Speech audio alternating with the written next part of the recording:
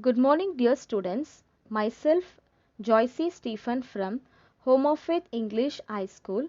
Today I am going to take the subject General Science of Standard 7th, Chapter 4. The name of the chapter is Nutrition in Living Organisms.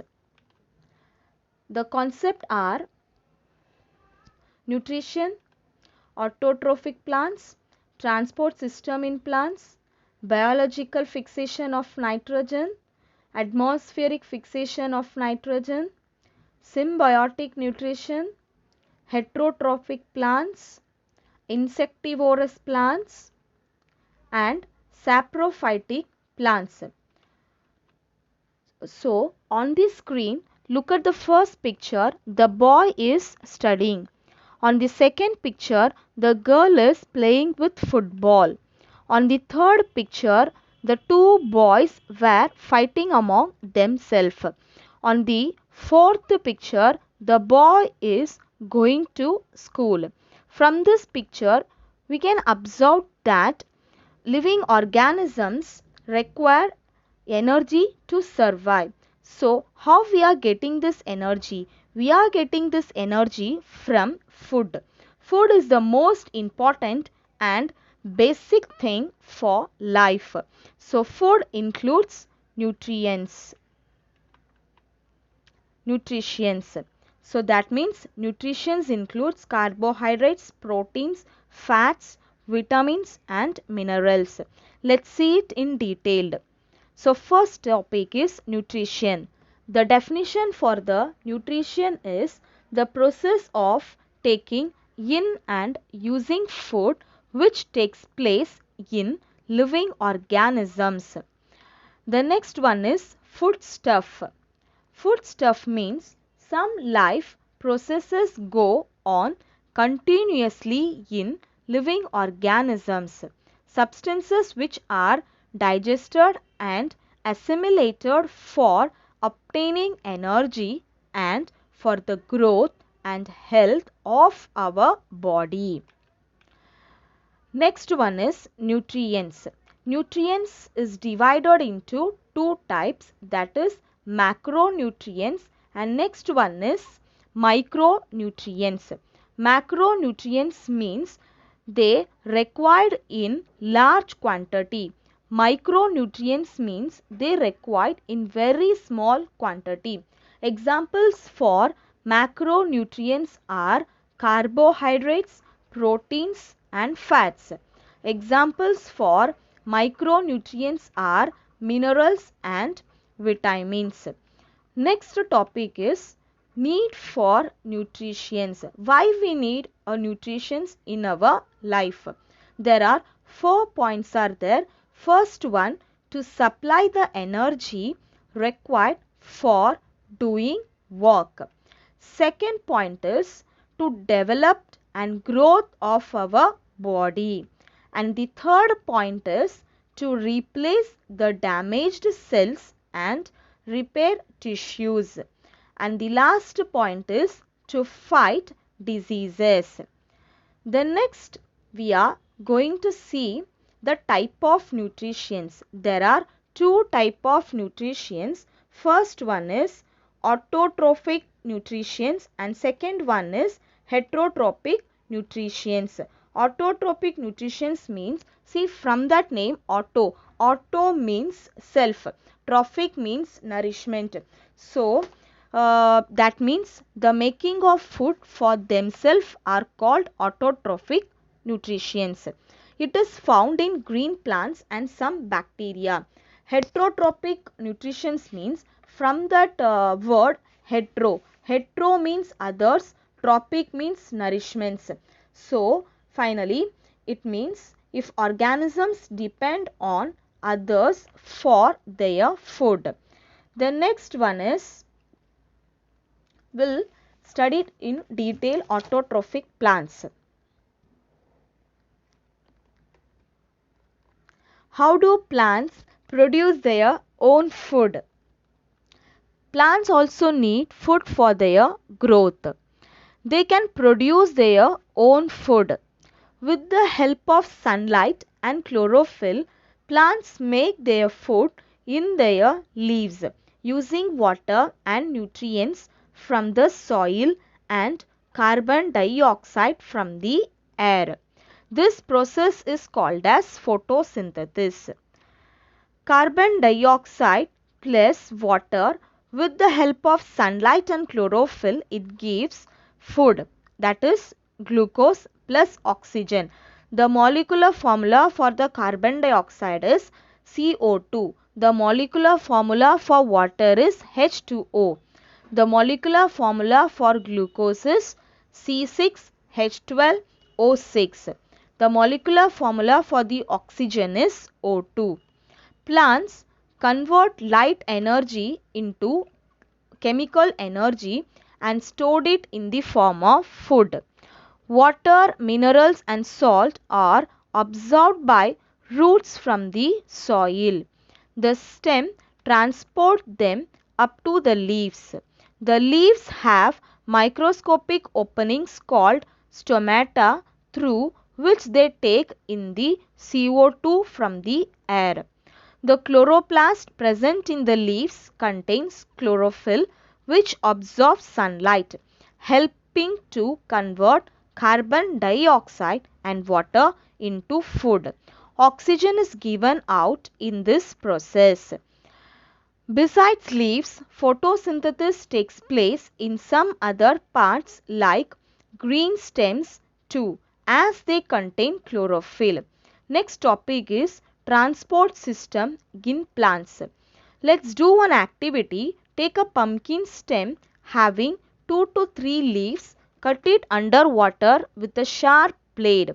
Take some water in a conical flask and add 7 to 8 drops of ink to it.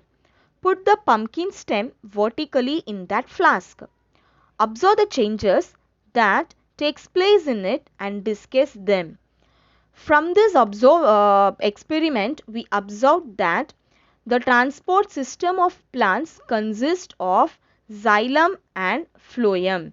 So, the function of xylem is to transport minerals and water from the root to all aerial parts of the plant. The function for the phloem transport the food, that is glucose, from the leaves to other parts of the plant where it is neither consumed or stored. Through the plants have a transport system. They do not have a separate digestive or excretory system. Now we are going to see the topic biological fixation of nitrogen and atmospheric fixations of nitrogen.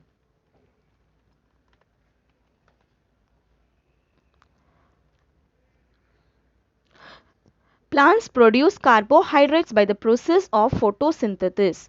Carbohydrates are made from carbon, hydrogen and oxygen. Proteins are made from carbon, hydrogen, oxygen and nitrogen.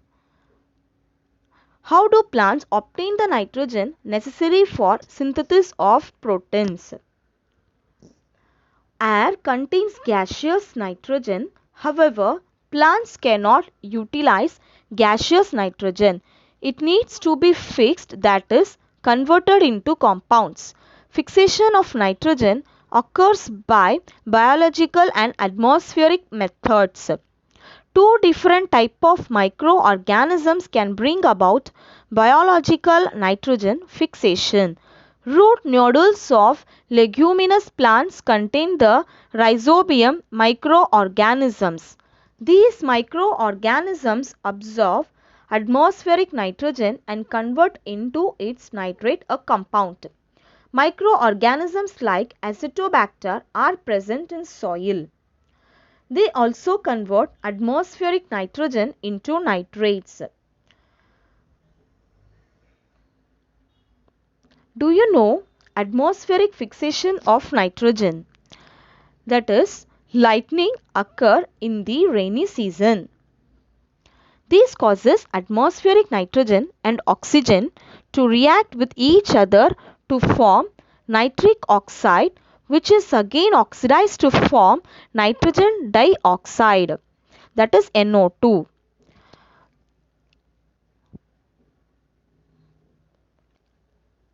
The nitrogen dioxide dissolves in rainwater and is converted into nitric acid, which gets added to it. Plants use this nitrogen for their growth. Next one is symbiotic nutrition. What do you mean by symbiotic nutrition? Okay, let me explain. In some cases, two or more than two different types of plants live together to fulfill their needs of nutrition, protections, support, etc. with each other's help. This type of nutrition is called as symbiotic nutrition. Some fungi grow around the roots of some other plants. These plants supply nutrients to the fungi, and in turn fungi supply minerals and water to the plant. Some fungi and algae live together. The fungi provides water, minerals as well as shelter to algae. In return, the algae provide food to the fungi. Lichen is an example of symbiosis between algae and fungi. The next topic is heterotrophic plants. So heterotrophic plants means they do not contain chlorophyll. How do the heterotrophic plants live? From where do they get food? Have you seen a yellow wire-like leafless climber plant growing on a big tree? What is its name? The plants that grow on the body of other plants to obtain food are called as parasitic plants. For example, Loranthus, Cusquista, etc. Due to the absence of chlorophyll, the Cusquista is completely dependent on the host plant. Hence, it is said to be completely parasitic plant. The next topic is insectivorous plants. Generally, it grows in soil or water deficient in nitrogen compounds. The plant body of the Drosera burkini has a flower-like appearance. It grows close to the ground. Its leaves are attractively pink or red in color with hairs at the margin. Droplets of sticky substance found at the tips of the hairs attract insects. The scientist Johannes Burman identified this plant in Sri Lanka in 1737. Hence, the plant is named after him. Now, next topic is saprophytic plants.